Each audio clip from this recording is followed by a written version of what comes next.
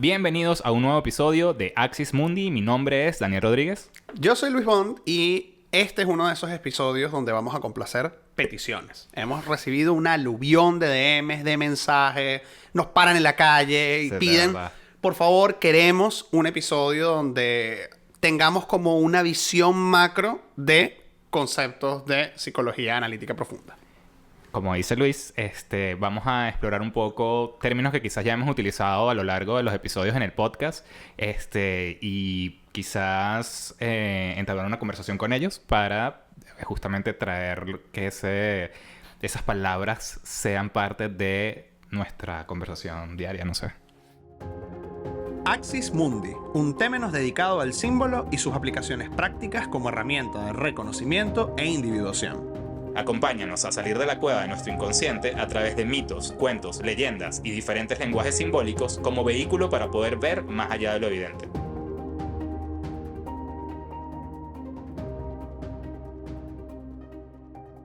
Tal vez eso de psicología analítica profunda suena como medio nicho. Uh-huh. Básicamente es la escuela que forma Carl Gustav Jung. Entonces cuando hablamos de Jung, jungiano, estamos hablando de esa corriente. Sí, lo que sucede es que para mí, y creo que también para ti, Luis, todo nació desde ahí, ¿no? Uh-huh. Todos estos lenguajes simbólicos y esta idea de la imagen del símbolo, verlo. Yo lo llevo a cuando empecé a estudiar sobre Jung y sobre todos estos temas. Fue como nuestra puerta de entrada a este mundo. Sí. Entonces, cuéntame cómo fue tu inicio, Luis. ¿Cómo llegaste a ese mundo y por qué? Es un cuento largo que voy a hacer bastante corto. Por favor.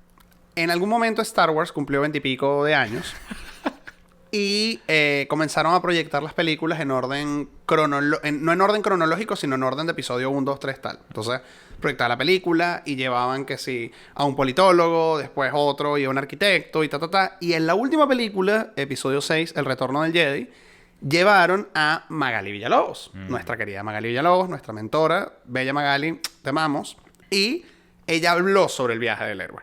Y en ese momento, cuando yo escucho esto del viaje del héroe, de los arquetipos, qué sé yo, se me prenden los bombillos y digo, esto puede ser una buena herramienta para escribir guiones. Uh-huh. Así que le pido su correo, ella me da su correo, entro en la lista de los cursos que ella daba y bueno, de ahí en adelante, pues pum. O sea, me quedé enganchado con Magali, después brinqué al Centro Jung y después todo el camino que todavía seguimos transitando. Sí, lo mío, esto sí yo lo he hecho en los otros episodios, fue Luis que después que hizo todas estas clases me dijo, chamo, tienes que ir a verlo, tienes que ir a una clase con Magali, ¿verdad? Te va a encantar. Y efectivamente al principio fue como súper difícil porque no entendía nada. O sea, soy un ingeniero que tiene la cabeza cuadrada y fue bastante como difícil entrar al principio. Pero primero que Magali hace las clases increíblemente divertidas, dinámicas. Sí. Y dos, como que ya empecé como que se me abrió un poquito esa caja y empecé a ver un poquito de tratar de entender bien lo que estábamos hablando y fue maravilloso, fue de verdad maravilloso.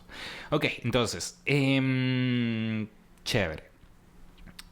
Está fino, no sabía lo de Star Wars. Sí, fue maravilloso. Qué cool. Bien, ahora, entonces, ok. Ajá, entonces Luis, partiendo de esto, explícame un poco qué es la psicología analítica. ¿Esto es lo que hace Jung? ¿O porque a veces lo confundo? ¿Qué sucede? Nosotros cuando estamos hablando de psicología, vamos a decir que lo primero que sale es la psicología cognitivo-conductual. Correcto. Entonces vamos a estudiar el comportamiento, etc. Después, tipo Pavlov.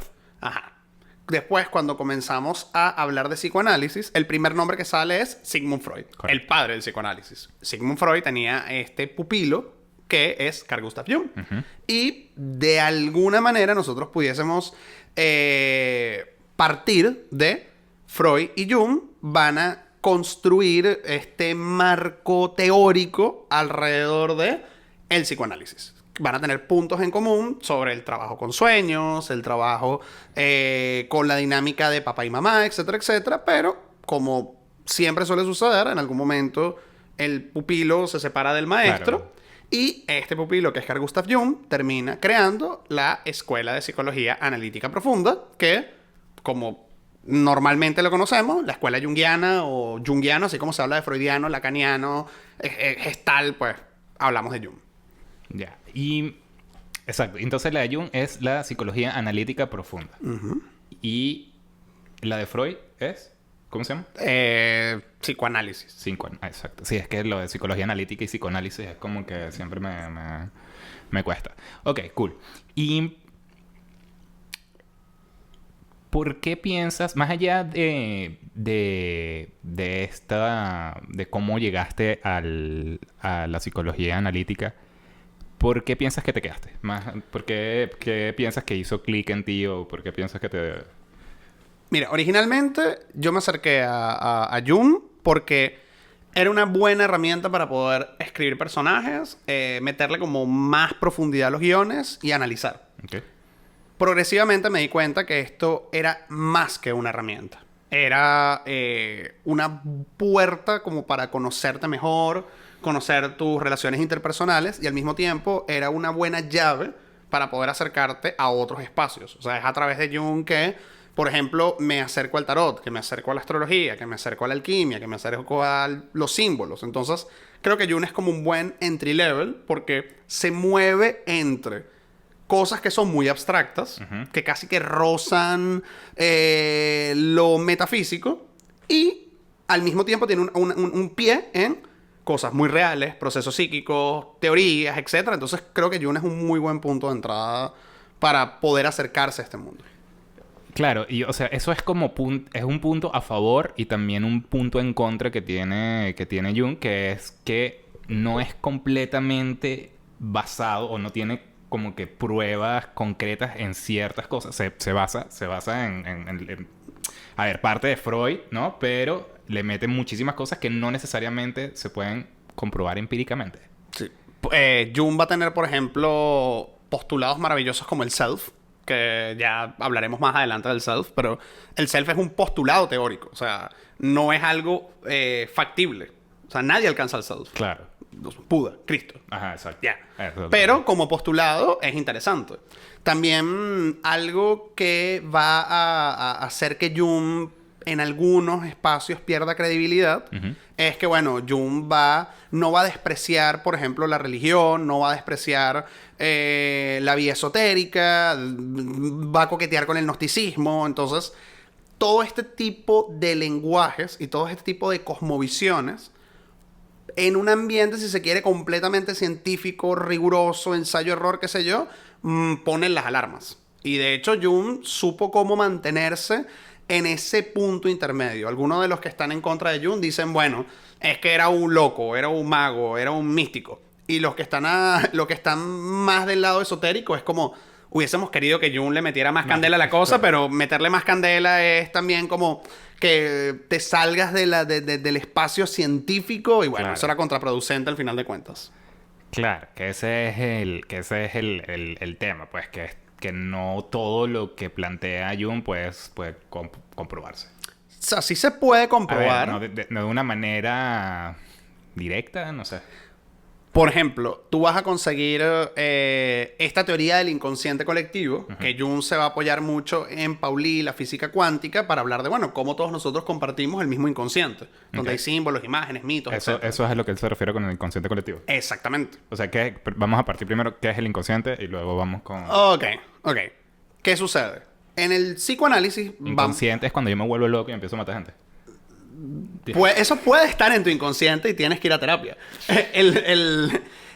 Nosotros vamos a ver el mundo de la conciencia, que es el mundo solar, diurno, lo que hace que ustedes estén viendo este podcast ahorita, que tengan una vida. En el episodio del Sol. Y vamos a tener el mundo inconsciente, que es el mundo donde vamos a tener esas pulsiones que no vamos a reconocer en el día a día, donde vamos a tener un mundo de potencialidades por explorar, positivas o negativas, etc. ¿Qué sucede? En todos estos modelos, pues está la conciencia, está el inconsciente y está el inconsciente colectivo. O sea, exacto. Ya vamos a entrar. Si no me equivoco, con Freud, él como que da el inicio a ese concepto del inconsciente, de eso que está abajo, pero Jung es el que trae el inconsciente colectivo. Y más allá de eso, Freud va a hablar del subconsciente. O sea, Ajá. por debajo de la conciencia. Correcto. Jung cuando habla del inconsciente es como, mira, conciencia e inconsciente Están al mismo nivel. están al mismo nivel y realmente en la práctica el inconsciente es el 99%, ¿no? O sea, Claro. es lo que más manda. ¿Qué sucede? Está ese inconsciente personal, que es todo lo que te ha pasado en la vida, y está el inconsciente colectivo, que es como ese acervo atávico que va de generación en generación y que todos nosotros compartimos. Acervo atávico. O sea... Atávico es que lo tienes en el ADN. Ok, ya. ¿Ok? Y acervo es ese lugar donde uno saca cosas. Ya, ¿no? ok, gracias. Entonces, ¿qué es lo que pasa? Imagínense que todos tuviésemos, porque esto es lo que plantea la teoría, esta idea de estemos en China, estemos en África, estemos en Norteamérica, año 2020, año 2000, año 500 antes de Cristo, siempre están como estos temas recurrentes. Siempre está la mamá, el papá, el guerrero, el de la muerte, el sacrificio, qué sé yo. Y precisamente gracias a que todos estos temas se van repitiendo, De uno man- comienza... de una manera u otra, De pero una manera siempre u se van otra, repitiendo. exactamente. Uno comienza a decir, hey, aquí hay como un hilo conductor que va Claro. por ahí, ¿no? Entonces, un poco es lo que va a suceder en ese inconsciente colectivo. Y para darle como una imagen, imagínense que la conciencia, Freud habla del iceberg, pero Jung le mete como polvo royal. La conciencia es como la punta del iceberg. Ustedes saben que la punta del iceberg, uno lo que ve del iceberg es como un 10%. El iceberg gigante, que es un 90% es el inconsciente, y el mar es el inconsciente colectivo. Como gigante. Claro, claro. O sea, es como inasible. Y trayéndolo a los otros episodios de lo que hablamos, en ese inconsciente colectivo es donde están los símbolos. ¿Lo Sí. pudieras ver así? En ese inconsciente colectivo es donde van a estar los símbolos. Los símbolos, los mitos, las leyendas, los cuentos. Todo ese mundo imaginal del que habla Henry Corbin. Ok. Bien, entonces, ese modelo donde sé que hay como un... No sé si es como un modelo de la psique o un mapa de la psique donde la psique es todo esto. Sí. O sea, para ti... No para ti. ¿Qué es la psique? La psique es la totalidad de todos los procesos y estructuras, entre comillas, que la componen. O sea, en la psique va a estar el ego, la conciencia, la sombra, el ánima y el ánimo, el inconsciente personal, los complejos. O sea, todo todo ese acervo de impulsos va a ser la psique. ¿Y el inconsciente colectivo está dentro de esa psique? Vamos a decir que el inconsciente colectivo está no solamente dentro de esa psique, sino que es como si la psique estuviese conectado con él. ¿Dónde está el inconsciente colectivo? En la nube. Ajá. En el campo de resonancia mórfico. En el En los átomos. O sea, Ya. Ok, exacto. Sí lo veo. Ok, y... Ajá, entonces, dentro de... ok. Para Jung, ¿el ego es lo mismo que conciencia? no. Ok. El ego va a ser el centro de la conciencia. Ok. Y vamos ahí, ¿no? ¿Qué es la conciencia? Ajá. La conciencia es un proceso. Es un proceso que se va dando desde que te despertaste hasta que te vas a dormir. Ok. Entonces, si recuerdan el episodio del sol, es un poco como el sol. Entonces, tú te despiertas y comienzas a ser consciente de tengo que preparar café, tengo que mandar este correo, tengo que hacer esto, etcétera, etcétera, etcétera, etcétera, etcétera. ¿Qué pasa? Ese proceso va a tener alguien, es como si fuese un mecha, ¿no? Evangelion. O Shingeki no Kyoji, porque saben que Attack on Titan, pues, es una serie de mechas, básicamente. Está más moderno. Ajá. Más moderno. Esa conciencia va a hacer todo este proceso y en el centro va a haber alguien que opera esa máquina. Los Power Rangers. Como los Power Rangers. Ajá. Ese centro es el ego. Y el ego es todo lo que yo creo que soy. ¿Qué es lo que pasa? Yo hoy, año 2024, parto de la premisa de que yo soy esto y esto y esto y esto, porque el ego se va construyendo con una cantidad de significantes. A medida que vas creciendo. A medida que vas a medida de creciendo. tus experiencias, ¿no? Exactamente. ¿Y qué es lo que sucede? Bueno, uno va transformándose. O sea, si yo viajo en mi maquinita del tiempo, Claro. 20 años atrás, y me digo, no, es que tú vas a leer tarot y astrología, yo digo, estás loco, no soy yo. Claro. Y ahora enos acá. Tal vez en mi maquinita del tiempo vengo y digo, mira, en 40 años tú vas a estar en un restaurante italiano haciendo pizzas de café. No lo veo. No lo veo porque no soy bueno cocinando, pero vamos a ver qué pasa. ¡Pum! Eso es lo que va sucediendo con el ego. ¿Y qué pasa? Mientras ese ego va integrando nuevos significantes, la conciencia pues evidentemente se va expandiendo. Claro. Que ese es otro punto. Nosotros siempre escuchamos hoy en día, no, hay que expandir la conciencia, hay que abrir la conciencia, Claro. ¿no? Por la cosa New Age. Pero realmente el proceso de abrir la conciencia tiene que ver con la posibilidad de abrir un poco el compás. Entonces, si yo solamente creo que yo soy fútbol, y Claro. no va a entrar café, no va a entrar Jun, no va a entrar nada. Claro. Cuando yo comienzo en mi ego a decir, bueno, me encanta el fútbol, pero también me llama la atención esto, abro un poco el compás y puedo aprender de esto y de aquello, y eso que voy aprendiendo me ayuda a transformarme y me ayuda a ir abriendo el campo de visión, y en esa cosa estamos toda la vida. Claro, sí, porque, o sea, como comencé, ¿no? Como diciendo que yo soy ingeniero y tenía esa visión cuadrada y no entendía nada. Y fue un poquito al abrirme a eso, como que al aceptar a quizás no solamente es mi verdad, sino hay otras verdades, otras realidades que también me puedo exponer, que ese ego crece, cambia y se modifica. Entonces el ego no es fijo, es cambiar. En teoría, un ego Sano. sano debería estar en un proceso constante de transformación. Regresando a la historia de Daniel, ¿no? Ah, Cuando yo comienzo a estudiar Jung, él dice, no, bueno, tú porque la gente es rara, ¿no? ajá. Después se mete con la gente rara. Entonces, pues, cuando yo comienzo a estudiar Literal. tarot y astrología, no, ya tú te fuiste, loco, Sí, loco. ya te fuiste. Ya te fuiste, lo Sí, perdimos, sí. adiós. Y de pronto comenzó a agarrar el gustico a la cosa. Entonces, Y el tarot. y el tarot y ta, ta, ta, ta. tal. Entonces, es un poco eso. Si yo viajo en mi maquinita del tiempo cuando estábamos en el colegio jugando Pokémon y nos decimos, van a hacer un podcast de simbología. ¿Qué es eso? Jamás en la vida. Se me hubiese cruzado. Sí. Sí, sí. Y él todavía me sigue. Mira, chamo, ¿sabes? Deberías de aprender de simbolismo, léete a Guénon y tal. Y yo, no, chamo, eso está muy loco. Eso está bastante fuerte para mí. Así que... Pero estamos ahí echándole con que no. poco a poco. Sí. Bien, ok. Y entonces, ajá, el ego es el centro de la conciencia. Y no es lo mismo a la persona, a la máscara, que hablamos como que en el episodio de Carnavales, que está Juan por aquí. Me voy a odiar a mí mismo en el futuro, pero es que esto tiene muchas referencias a episodios pasados. Ajá, entonces... Por eso es que lo estamos haciendo, porque ustedes lo pidieron. Sí. Entonces, entonces, ajá, la máscara es diferente al ego.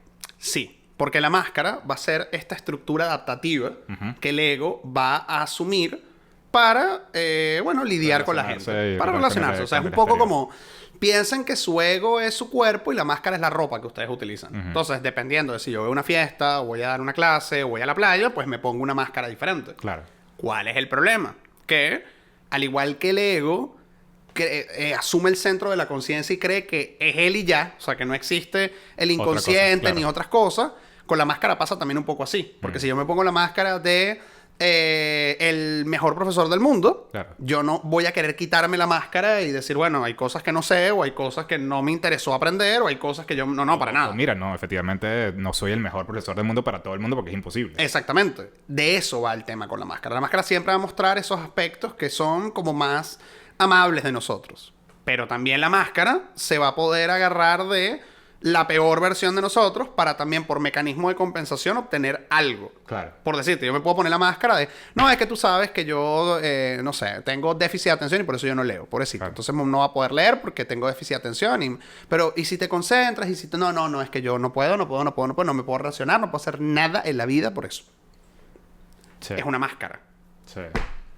Sí, yo siempre pensé que tenía dislexia en algún punto, cuando era pequeño. ¿De verdad? Sí, porque se me olvidaba, o sea, como que me costaba leer y se me olvidaban las cosas que leía. Pero creo que es que solamente me distraía y ya. Es así como que, ¿sabes? Que uno busca ahí como que... Bueno, yo parto de la premisa de que o es déficit de atención o es mi Júpiter en Acuario de la 3 que se dispersa con cualquier estímulo eso. pequeño. Gracias, Luis. Justamente se me había ido el hilo y era por eso. Entonces, el ego en astrología sería el sol. Un poco. ¿Sí? Ese es como nuestro centro de la conciencia. Y la máscara viendo el ascendente. Es decir, los Un fosos. poco como el ascendente o la casa 10. Mm. Que, ¿sabes? La casa 10 es la proyección profesional. Entonces, claro, yo quiero que la gente me reconozca como Claro, sí, el pero especialista en esta área. Si ¿no? lo ves como que me quiero que me reconozca, pero si me quiero que me reconozcan como la mejor mamá del mundo, entonces sería como la casa... La casa 5. O el mejor hijo del mundo, la casa 4. O el mejor en mi trabajo, la casa 6. Y ahí vamos. Ya, O el mejor amigo, la casa 11. claro. Sí. Ok. Bien. hay otros conceptos que hemos hablado también a lo largo de los episodios, que es el concepto de anima y animus, ¿no? ¿Qué es el anima y el animus?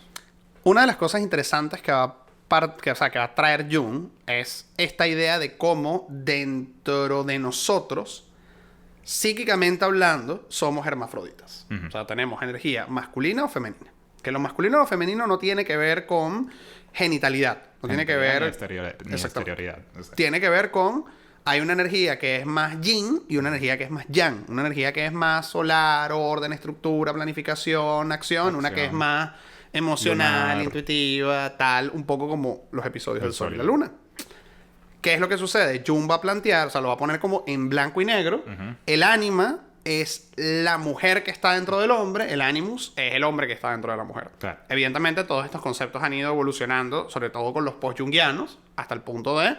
Bueno, dentro de nosotros, seamos hombre, mujer, él, ella, lo que sea, hay ánima y animus.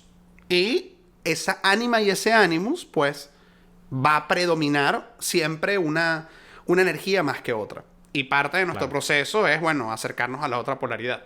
Y esto no tiene nada que ver con si eres heterosexual, homosexual, transexual, bisexual. No, esto tiene que ver con hacia dónde o cómo se comporta tu energía. Claro. Tú vas a poder tener a la persona más heterosexual, macho, alfa, pecho cuadrado, y puede ser completamente emocional, intuitivo, etc. Vas a poder tener a la persona más, no sé, la Venus 90-60-90, ideal masculino, tóxico de la feminidad, y puede ser la cosa más animus, hombre sobre la faz de la Tierra. Claro. Yo lo... o sea, ese concepto de anima y animus que lo vi con Jung, me hizo, obviamente, conocerme a mí mismo más, ¿no? Siempre todo esto, de verdad, es como herramientas para conocerse a ti mismo, para reconocerte, para ver de dónde vienen las cosas y que no te muerdan la cola, ¿no? Entonces, al yo darme cuenta de que existía tanto, tenía elementos masculinos como femeninos dentro de mi psique, me permitió aceptarlos. O sea, me permitió como que no negarlos. Por ejemplo, de cierta manera yo soy una persona muy emocional y antes era como que, ¿sabes? No te pongas a llorar, o sea, guárdalo bajo la máscara de ira o lo que sea. Y olvídate de eso, no estés en contacto con eso no es de hombre, ¿no?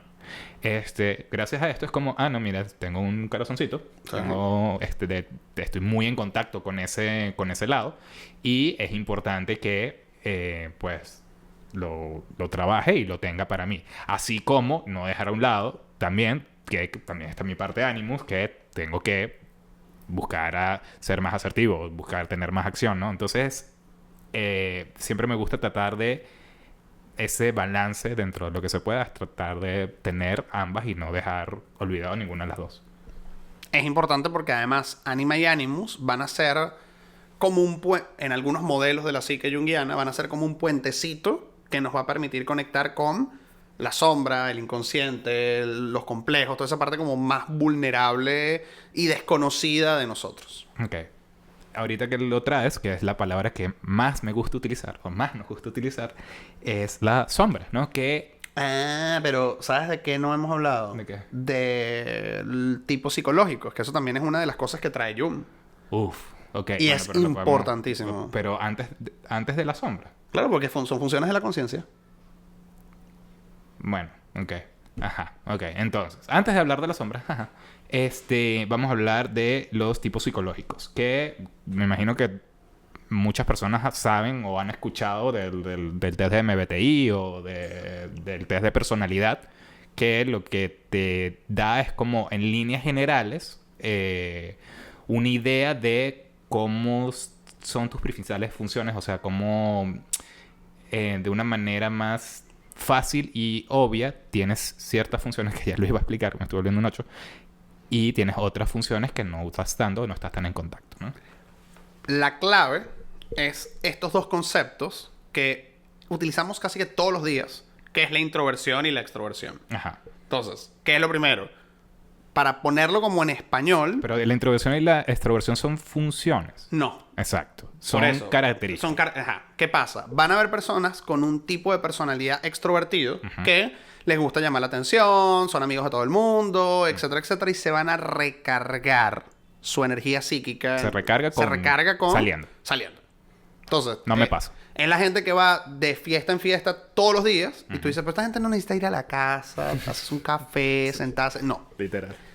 En la otra antípoda están los introvertidos. ¿Y qué sucede con los introvertidos? La gente que más bien le gusta las actividades intimistas, no les gusta llamar la atención. El introvertido es el que más no callado. Más callado. O sea, el estar aquí en el podcast hablando, esta es la pesadilla de un introvertido. Correcto. Es muy duro.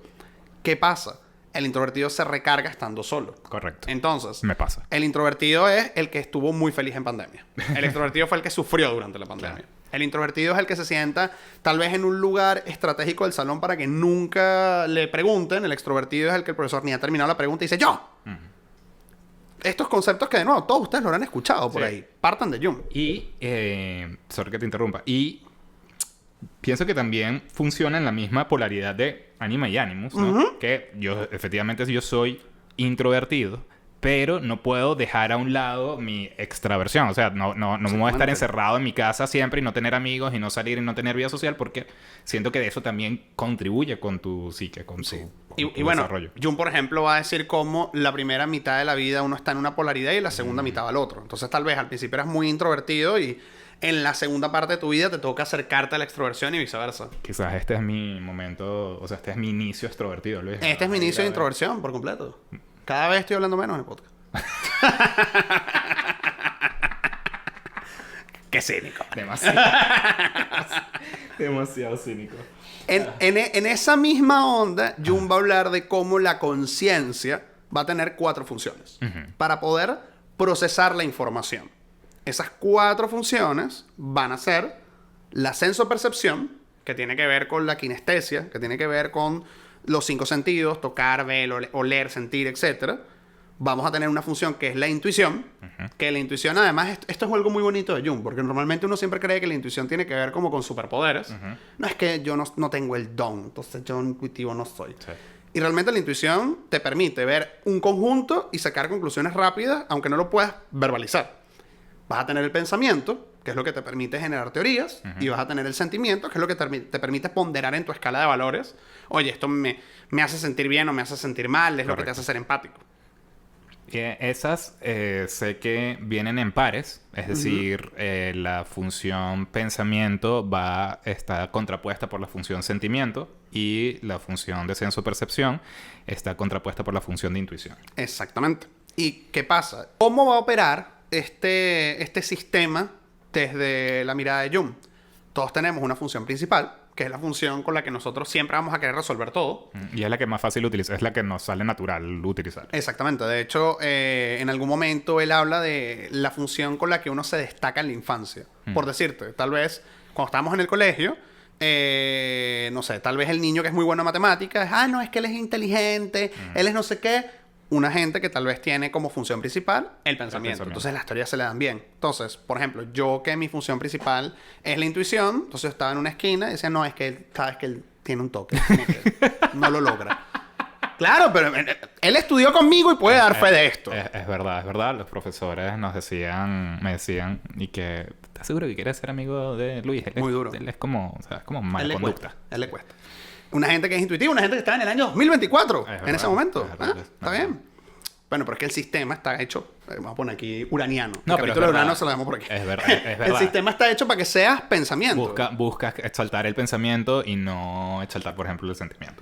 O exaltar también la sensopercepción, porque es bueno que tú recortes bien, pintes chévere, tengas manualidades. Yo tengo problemas de motricidad fina y estoy completamente desconectado de mi sensopercepción. Entonces, entonces imagínate, intuitivo, no recorta bien, no escribe bien, de una gente que no va a servir. Ajá, mira, Luis. No sé si no sé si lo hablamos en el episodio del 4, ¿no?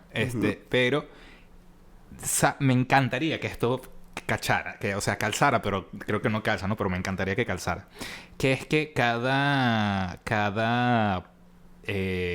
función se relacione con un elemento, ¿no? Sí, Con- sí. Entonces, por ejemplo, que el pensamiento se relacione con el aire, porque está normal.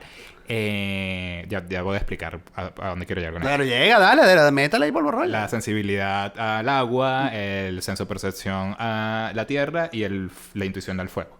¿Correcto? Entonces, suena como que sí. Sí.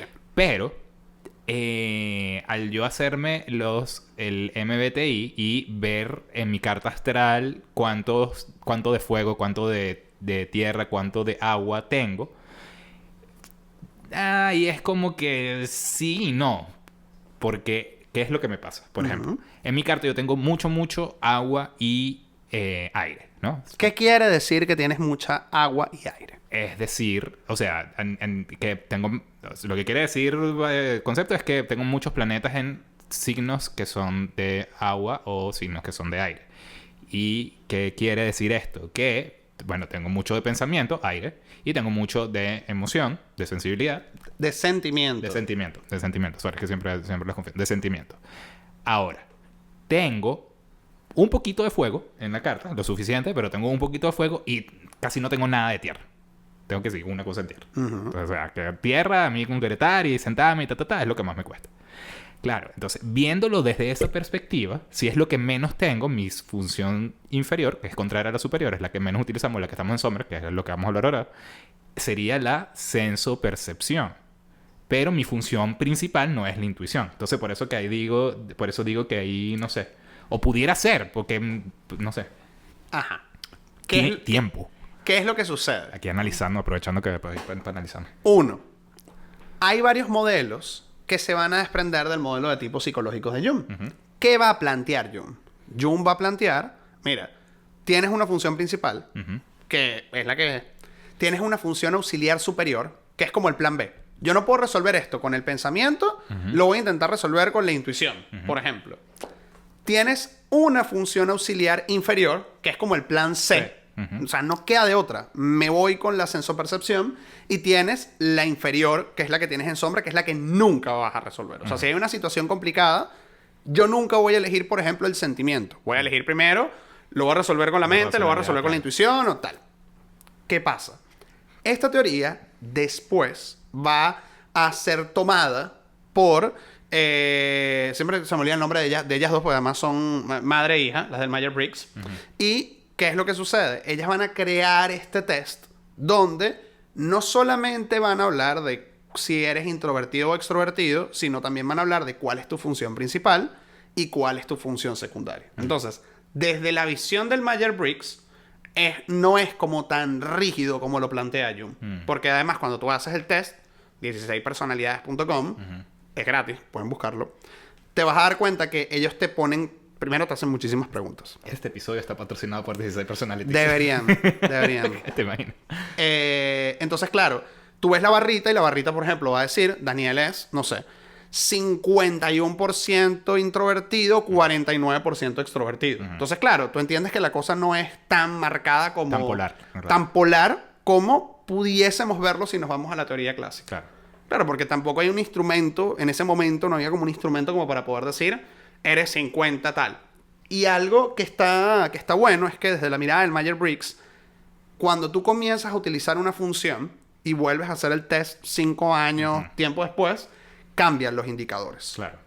Entonces, tal vez hoy, que estoy entregado al mundo del café, tal vez no tengo un 1% en sensopercepción, tal vez tengo un 9%. Claro, exacto. Claro, que es lo que también habla Jung, ¿no? Que es, esto no es fijo, inamovible y por siempre, sino que la idea es que tú estés en contacto con con tu función principal vas a estar en contacto porque es fácil. Tu superior es como automática. Pero con las otras funciones puedes buscar estar en contacto con eso. Las auxiliares, que son las que tienes más o menos, te van a ayudar a que puedas ir trabajando con la que menos... con la que menos tienes, que es la que más alejada de ti o de tu ser estás, pero es precisamente por eso es lo más importante que tienes que ir a buscar y tener presente. De hecho, toda esta idea de cómo a partir de la mediana edad pues te acercas al otro polo, entonces dejas de ser una persona, si se quiere, extrovertida para conectar con la introversión, lo mismo, una persona tal vez muy pensamiento, a partir de la mediana edad intenta conectar con ese sentimiento que durante mucho tiempo dejó a un lado, reprimió, etcétera. No es tan sencillo como, estoy en esta polaridad, voy a otro, sino que es una cosa que va pasando progresivamente, Claro. como por gradientes. Claro, totalmente. Ok, y entonces, trayéndolo a lo Ajá. que teníamos el pasado. La conciencia. No, dime. No, di. No, iba a hablar de la sombra, pero parecer hay otro elemento Claro, más. ¿qué es lo que pasa? Nuestros tipos psicológicos van a determinar cómo integramos la información. Entonces esto es clave. Es clave porque, imagínense, ustedes son tipos pensamiento y están escuchando este podcast. Entonces el tipo pensamiento dice, oye, estos tipos nombran autores, deben saber de lo que están hablando. Entonces, el tipo sentimiento escucha el podcast y dice, me gusta cómo comparten sus experiencias personales. Yo también. Que yo también y tal, no sé qué. El tipo sensopercepción dice, oye, me gusta el podcast porque suena bien el audio. Y tenemos unos tipos sensopercepción que siempre mandan mensajes tipo, me encantó el episodio, pero Daniel está en 8 decibeles y tú en 15, entonces hay que arreglarlo. O fue cambiando fue cambiando la luz mientras el episodio iba avanzando, ¿no? Porque bueno, luz natural. Y hay una gente intuitiva que es como tal vez está cocinando y deja el podcast sonando. Tal vez lo escucha, pero no lo escucha, terminó y es como, no sé de qué hablaron, pero estuvo cool. Entonces cada quien va a interpretar la realidad de sus funciones. Y evidentemente lo caótico es que si yo tengo una función y yo creo que el mundo es así... Y que la otra persona lo vea desde su función principal sea la otra, entonces ahí es donde hay choque porque no... deja de llorar. Y es como, no, llorar es la manera en que yo me... Claro, es mi lenguaje del amor. Sí. Ok. Ya. Entonces, ya podemos hablar de la sombra. Yo creo que deberíamos dejar la sombra para el siguiente episodio. No. Sí, yo creo que esto debería ser parte 1 y parte 2. Claro, tenemos ya con 50 minutos. Ay, chao. Por eso. No, tenemos... Y además, en el siguiente episodio podemos hablar de esos temas candela, que si la sombra, los complejos, los arquetipos, la zona inferioridad psicopática, el self. O sea, es como para todavía un rato, ¿no? Ok. Claro, pero, o sea, entonces, en el primer episodio... La gente lo está pidiendo. O sea, nosotros solamente vamos a hablar de sombra. estamos complaciendo peticiones. Ok. Bien, entonces déjame... Si esto fuese un live y ponemos como, ¿quieren que hablemos de sombra en 10 minutos? O le dediquemos casi un episodio completo, ¿qué me dicen? Tú eres los corazoncitos. Ok. Sí, es como súper cliffhanger, ¿no? Que no estoy de acuerdo de binge-watchar. En el episodio siguiente, que vamos a romper esto en 2 partes. Pero bueno, vamos a seguir igual hablando. Sí, claro. Hablamos sobre esto. Ok, pero entonces vamos a cerrar. O sea, todavía llevamos como 30... Llevamos como 40 y pico, man. Tú dices. Sí. Tenemos de las cosas que hemos hablado. El ego, la máscara o persona. La conciencia. La conciencia, el inconsciente personal y el inconsciente colectivo que podemos como que... Vamos a meterle polvo royal en el siguiente episodio también. Sí, porque hay unas cositas del inconsciente personal que no hablamos. Ok. ¿Y qué más? Los tipos psicológicos. Hablamos de anima y animus. Los tipos psicológicos. Y los tipos psicológicos son... Y las funciones de la conciencia, tipo psicológico. Exacto, las funciones de la conciencia, tipos psicológicos. Los tipos psicológicos están dentro de este modelo del mapa de psique. Sí. Entran dentro del ego o dentro de la... Forman parte de la conciencia. Por eso son funciones de la conciencia. ¿Y qué se supone? Así como en Anima y Animus hay uno que tiene una patita en la conciencia y otro tiene una patita en el inconsciente.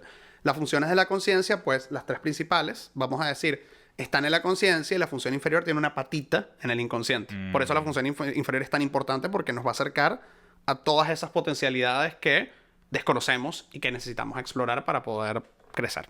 Ok. Ahora, porque vamos a partir el episodio en 2. Para la parte 2, ¿qué vamos a hablar? ¿Qué nos queda por hablar? Vamos a hablar de la sombra. Vamos a hablar de los complejos. Vamos a hablar de la zona de inferioridad psicopática o zona de resistencia mínima. Vamos a hablar de los arquetipos. Ok. Que ya ahí es como para... Para todo. O sea, hay un episodio... Podemos hacer solamente un episodio de sombra. Sí. Uno solo. Por eso, más adelante. Esto es como que... Una serie de episodios sobre la sombra. El 101. Ajá. Luis. Y el self. Una pregunta. Vamos a seguir hablando, pero... Luis. Daniel. Para ti, Jung es todo. ¿A ¿Cómo qué es me todo? refiero Todo es con todo. todo es todo? Que haya entendido esa referencia, lo felicito. ¿A qué me refiero? Al principio, ¿no? Para mí, y todavía sigue siendo, Yu me da la respuesta de todo. Entonces, todo lo podía de entender de Anima y Animus, o las dinámicas de Cite, o la proyección, que también vamos a hablarlo de la sombra, y todo eso. Y para mí, Yu me daba como que la respuesta de todo. Como Clarissa. Clarissa lo explica todo, exacto. Ahora, para ti es lo mismo, piensas igual. O sea, porque no sé si antes pensabas igual y ahora piensas diferente. ¿Cómo lo ves? ¿Qué pasa? Jung, y lo voy a decir con Con todo. responsabilidad Y con respeto, Le, por y favor. con respeto, Ujú. Jun es un muy buen punto de partida. ¿Y qué sucede? Cuando comenzamos a adentrarnos en los post-jungianos, tú te comienzas a dar cuenta que hay varios conceptos que se quedaron atrás con Jung y que necesitan como ser revisitados. Lo de Anima y Animus, por ejemplo, ¿no? No, no hablamos un poquito de los post-jungianos. Ahorita me dices. Pero, ok. Por ejemplo, me interesa más la rama arquetipalista. O sea, creo que en la rama arquetipalista hay como cosas que a mí me interesan más. Pero Jung, pues, maravilloso. ¿Qué sucede? Jung es muy bueno, o para mí es mi modelo favorito para poder entender y acercarme a la psique. Ujú. Ahora, en el mundo simbólico, cuando comenzamos a entrar en otros ámbitos, en el ámbito de la tradición, Jung termina siendo una muleta. Una muleta que es útil, pero que en algún momento hay que deshacerse de ella. Porque en el momento en el cual te quedas solamente en todo es un hecho psíquico, todo es un hecho psíquico, todo es un hecho psíquico, cuando vas a hablar de cosas metafísicas, cuando vas a hablar de Dios, cuando vayas a hablar de cosas que son inefables, automáticamente vas a tener la visión de túnel de llevarlo a, es que esto es como acá en la psique, esto es como, entonces, Claro, es que yo trato de hacer eso siempre. y es útil, pero vas a terminar desacralizando cosas que tienen un carácter sagrado. Por eso, Jung va a ser muy útil para hablar de la psique, pero si queremos hablar de otras cosas, pues me voy más con Guénon Excelente. y Fermín y Pues, Titus Burkhardt, etc. esas cosas profundas que yo no entiendo. Pero por eso, o sea, es que esa es como mi cosa. Y ojo, es una muleta maravillosa. Pero Pero corres el lo- riesgo de quedarte ahí. Ese es el tema. Pero ¿y cuál es el problema de que te quedes ahí? No, para nada. No. Está bien. No estás de acuerdo con eso. O sea, a lo que yo voy, está bien, pero pasa un poco, como para poder llevarlo a un ejemplo claro. Hay 70 millones de modelos para poder estudiar la psique humana. Ujú. ¿Y qué sucede? Tú puedes decir, bueno, sí, Jung es maravilloso, pero hay cosas útiles en Gestalt, hay cosas útiles en Freud, hay cosas Sí. útiles en Lacan, hay Correcto. cosas útiles en lo cognitivo-conductual. Entonces, querer resolver todo solamente con Jung es un poco cerrarte las puertas a otras cosas. Tienes razón. Eso es lo que Estoy de sucede. acuerdo. Ok.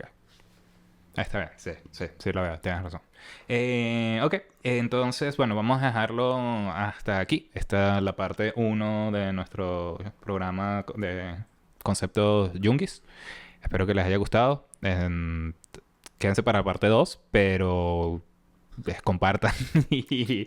Ojo, también tengan en cuenta que estos somos nosotros intentando explicar de una manera bastante sencilla, sin un marco epistemológico rígido, Claro, citas exacto. tal, teorías Sí, junguianas. y ojo, sí, quizás no lo dijimos al principio, esto es mi manera de verlo. Exactamente. Y cómo Luis también la interpreta. Ujú. No es el concepto exacto y estricto Sí, de claro. esto. O sea, porque, bueno, yo no sé. aquí no está mi título de la Universidad de Zurich, pero si estuviese, igual diríamos no. O sea, esto es nuestra interpretación. Y creo que esa es una de las cosas bonitas de Jung, que Jung te permite Explorar. explorar. Sí, Y sí. por eso es como un buen punto de partida. Y también es como ir haciendo tuyo, y creo que esto es una manera de verlo mía. Hay cosas que estoy de acuerdo y otras cosas que no estoy de acuerdo. Entonces, dentro de abrir mi caja y abrir mi mente, es como, mira, esto sí me late, esto sí suena como que algo que me gusta, y mira, esto no me late, esto no va conmigo. Quizás más en el futuro puede ir, quizás no. Pero sí permite esa aproximación. Y también a manera de, bueno, si ustedes lo ven de otra manera, si lo entienden de otra manera o expanden esto que estamos diciendo, es súper, súper bienvenido todo lo que quieran compartir. Así que bueno, nos vemos la semana que viene. Sí.